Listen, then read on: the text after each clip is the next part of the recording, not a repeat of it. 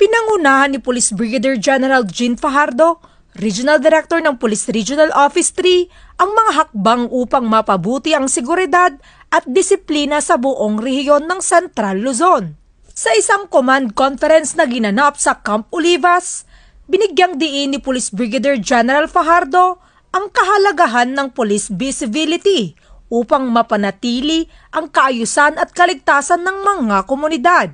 Kabilang sa kanyang mga direktiba ang pagtatayo ng mga fixed visibility points at checkpoints at ang pagpapalakas ng radio communication systems sa lahat ng istasyon ng pulisya sa rehiyon. Iniutos din niya ang regular na pagsusuri ng mga kagamitan ng ating mga kapulisan upang matiyak ang kahandaan ng mga operatiba.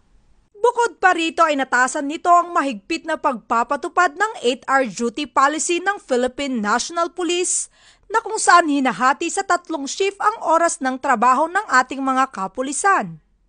Paalala nito na hindi magdadalawang isip na ipatupad ang nararapat na disiplina at karampatang parusa sa sinumang pulis na lalabag. Mula dito sa City of San Fernando, Pampanga, ang inyong PNN correspondent, Police Corporal Giselle V. Rivera, alagad ng batas, tagataguyod ng Balitang Pulis.